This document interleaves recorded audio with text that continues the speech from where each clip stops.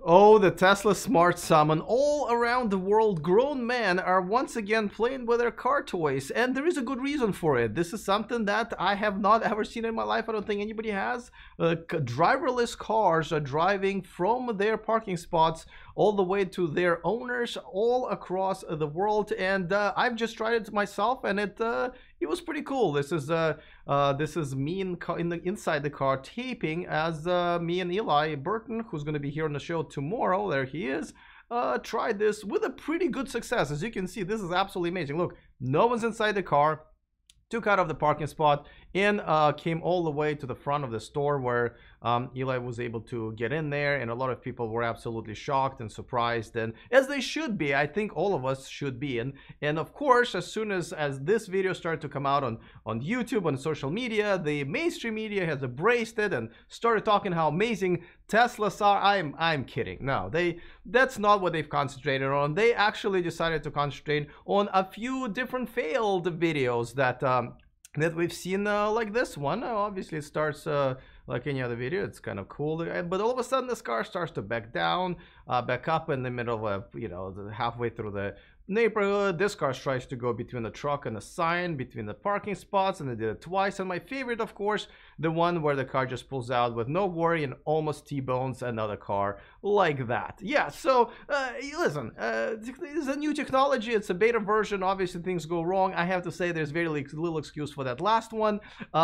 If you watch this video with sound, the guy pressing the button was also like really kind of surprised and shocked. But this is what media is concentrating on, and this are the videos that are trending on the social media as well. So the question is, and by the way, I was watching the Daily Show last night, and once again, Tesla was butt of the joke instead of being the marvel of technology. And yes, it is slow, and yes, it makes mistakes, but it's out there. It's only going to get better. It's going to do better than pretty much other dumb cars, including my dumb car, the Chevy Volt, that's in my garage.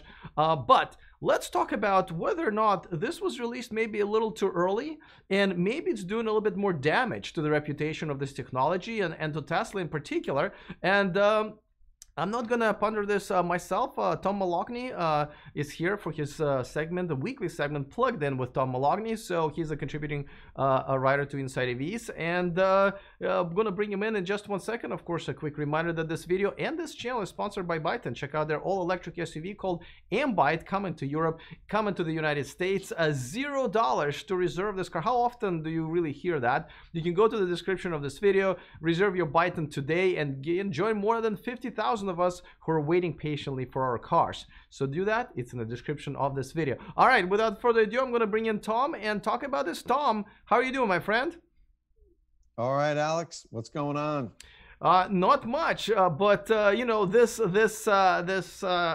smart summon, or enhanced summon as they call it, it was released. I have to say, I'm kind of surprised, because when I was watching the videos of the early adopter that the early adopters made against Tesla policies, it looked kind of shaky. And when I saw it in person, it was all right, but still pretty cool. But now the publicity is not very good. By the way, you have a Model 3 yourself. Have you tried it yourself yet? I haven't, because I didn't pay for the full self-driving. Oh yeah. So it's a $6,000 box to check at this point, and for what I would get for that, I'm definitely going to hold off. I wouldn't rule out in the future buying that and getting full self-driving once I think it's up to snuff. But for now, I'm going to hold off and just watch the videos and kind of chuckle at what's going on. Right. Well, I mean, I was amazed and I chuckled on this accidents that I've seen, and I think there was a video today where a cop pulled over the car that was with no driver, and people are wondering if it's a setup or not. But okay, but as I watch the mainstream media, this is what I'm talking about, right? Like people who don't know much about this technology, don't know about Teslas, or maybe skeptical about it, what they see is this crazy Teslas basically trying to get in accidents all over the place, and I have a feeling this may not be good. What are your thoughts on that? Yeah, well, first of all, let's just say this is really a cool feature. It's amazing. It's definitely an awesome toy. I don't know how useful it is. a use case if it's raining and you're at the mall and yada yada, but I don't know how useful this is. If you have a really tight garage, maybe you can't pull in and out, but it's more of a really cool toy. And there's nothing wrong with having really cool toys.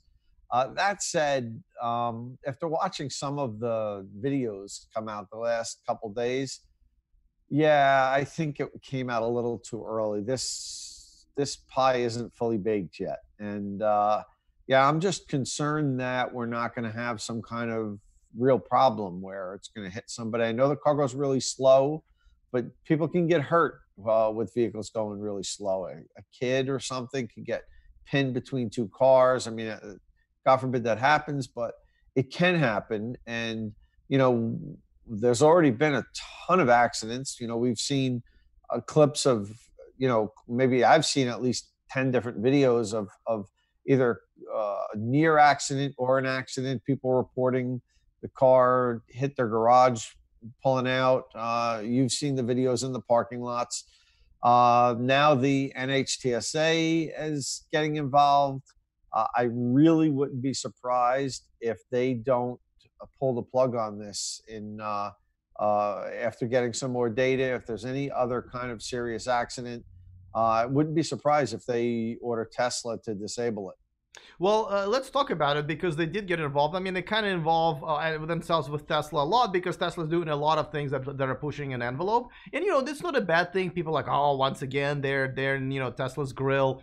No pun intended there. But, like, it's their job. Now, so tell us a little bit about, this. What is their jurisdiction? And, by what kind of what would make them pull the plug on this? Does it really have to be somebody getting hurt, or what we've already seen is enough? Yeah, somebody doesn't have to get hurt.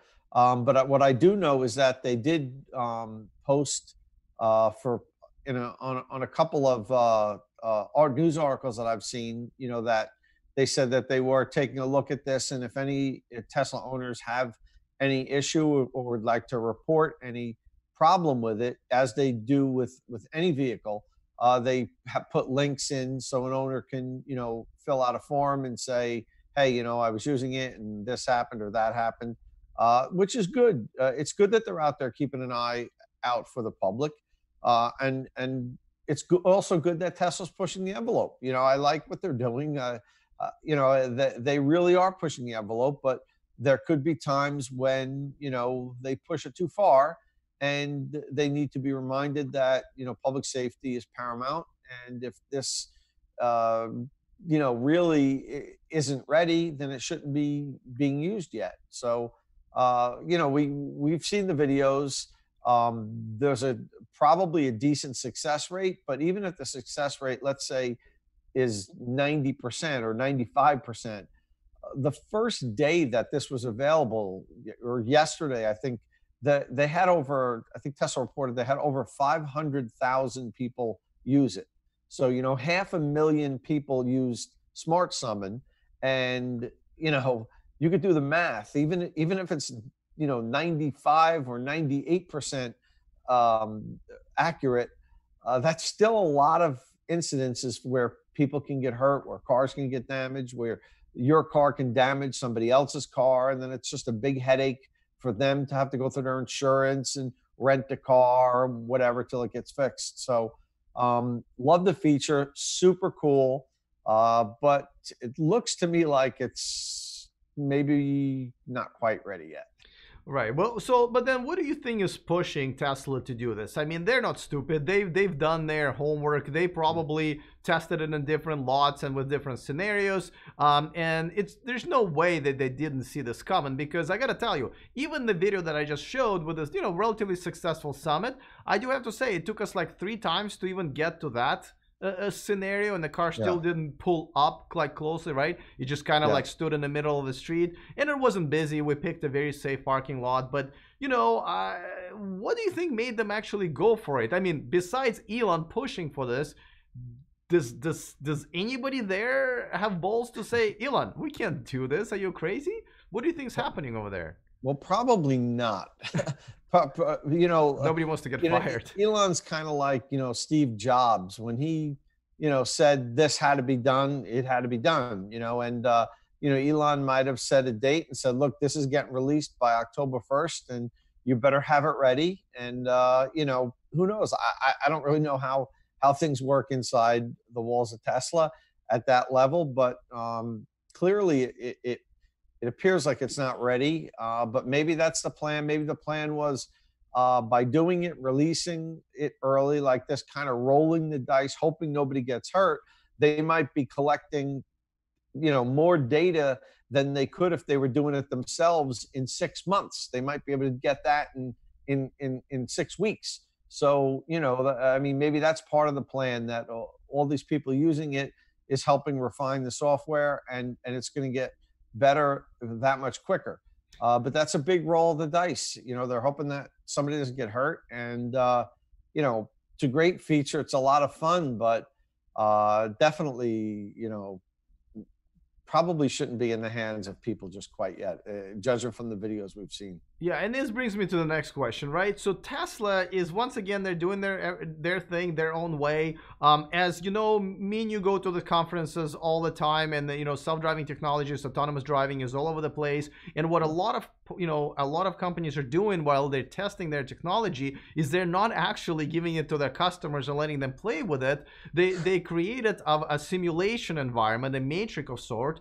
As a matter of fact, NVIDIA is one of the main products that's on the market right now. It's not just their chip, it's their simulation world where, for example, you can take a parking lot and within a second, you can rotate the sun around and see what markings look like. Put rain on it, put wind on it, put night on it, and within a second you have about 10,000 different scenarios, and that's how you test it.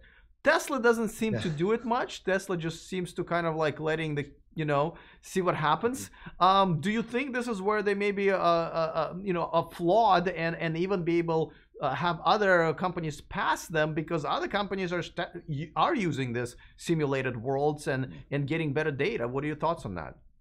So, I think it's a blessing and a curse. I think it's great and it helps them, but it also may hurt them. Let's get one thing straight. No other manufacturer, none, would release a feature like this in this state. So, you might have some people, especially your followers that are big Tesla fans, saying, well, that's why Tesla is so much better, because they take risks, they're pushing the envelope, they're doing things while everybody else is in a lab studying it. They're out there putting it in customers' hands, which is really cool on one hand, but on the other hand, could this set them back? What if somebody really gets seriously hurt? What if somebody gets killed?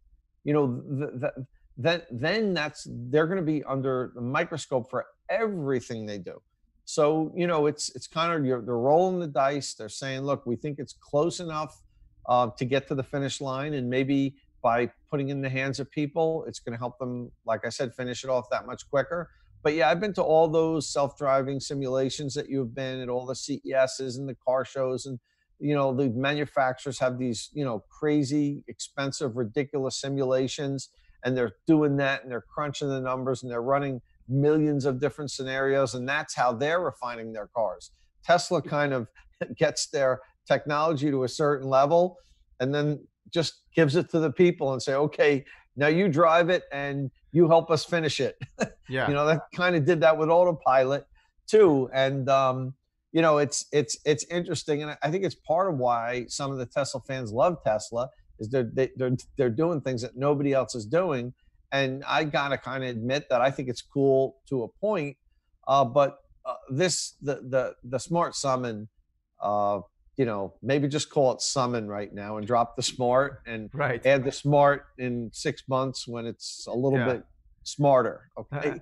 And the smart summon is almost only as smart or dumb as the person that's kind of running it and the person's writing the software. But you're right. Now, and here's the thing about the summon, right? Right now, it is a toy. Like, I mean, me and you keep repeating that there's only maybe 2 or 3 different situations where it does matter. Like, okay, if it's raining.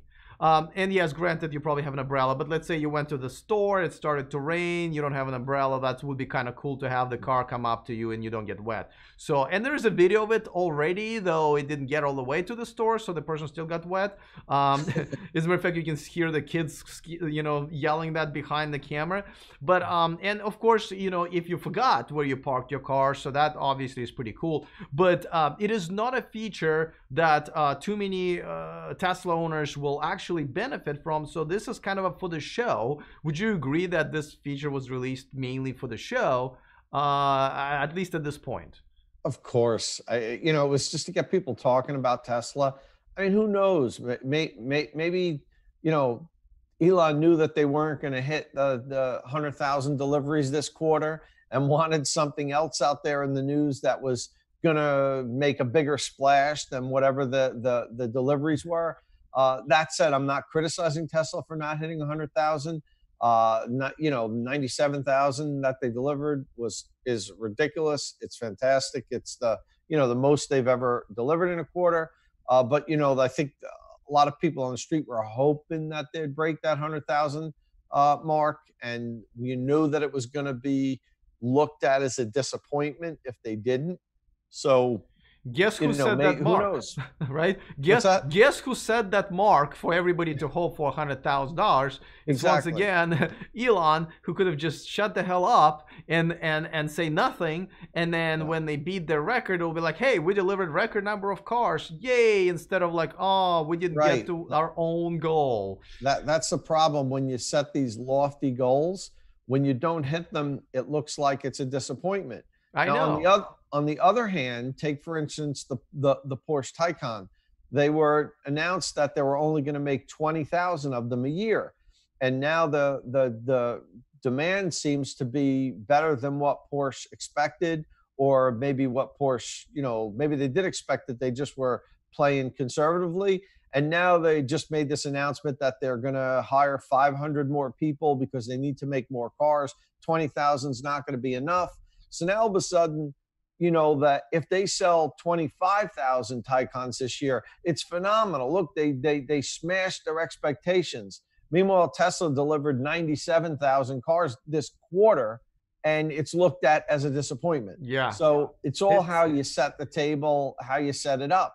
So maybe there was a little going on there with, they knew that they weren't going to hit that 100,000, and they said, look, let's get this out in the news, because Summon was going to be a bigger news than anything. I mean, the car that Well, drives itself and goes and picks you up is going to be bigger news than any quarterly financials. right. The question is, is it becoming a good news or a bad news? And I think we're both agreeing that it might just not be the right good news, because it's really not. And again, ending up more in a button of a lot of jokes out there. And by the way, don't get me wrong, I don't even understand how Porsche is going to be selling more cars at $150,000 to $200,000 than they thought they would at $85,000, what people actually thought and expected. So I don't really know how that I something doesn't smell right there for me, actually. But we've made enough of Porsche Taycan's videos, and we're going on a tangent. But all right, listen, let's see what happens with this. What do you think is the right thing to do for Tesla right now? Do you think you're just consistently improving it? Or do you think maybe rolling back and saying, okay, guys, I'm going to take the toy away from you? Or maybe limiting it very, very harshly, where you can only do this in very, very controlled and simple environments? What would be your advice to them? I mean, it's released now. The genie's out of the bottle. I think they just have to keep their fingers crossed and hope nobody gets hurt, and work on refining it as quickly and as best as they can. I mean, there's some smart people over there. They know what they're doing. I'm fully expecting that we're going to get updates to it, relatively quickly, and perhaps based on all the data that is being collected by everybody using it. So maybe by putting it in everybody's hands and having millions of summon events happen in a couple of weeks, maybe all that data is going to help them make it better. But you can't really take it away from the people now that they offered it. I think they should have held out a little bit longer until it was a little bit better.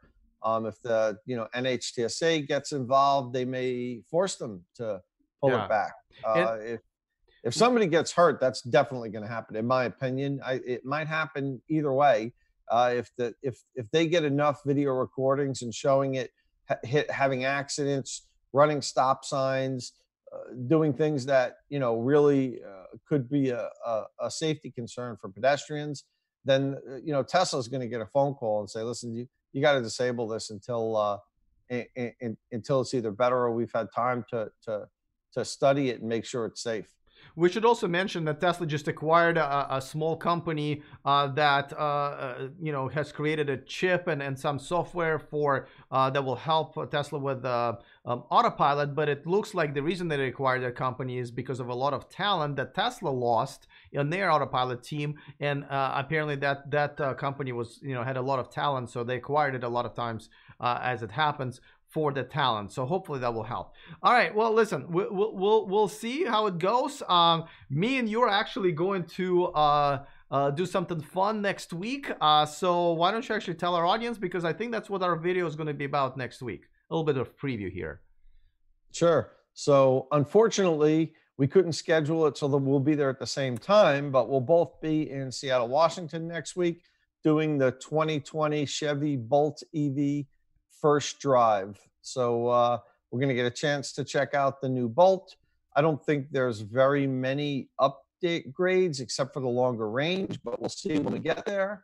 And if at all possible, maybe I'll be able to record the video with you while I'm still there, because I'm going in the second half of the week. Yeah. So we'll see. Either way, chances are our video next week's going to probably be about the Bolt EV. Yeah, and I'm looking forward to it. Obviously, I would have preferred if they changed the shape, but let's leave it for the conversation next week. Tell everybody where they can follow you so they can check out your articles on Inside EVs, and of course, follow all of your little fights and on Twitter. On Twitter, sure. So on Twitter, I'm at Tomalog.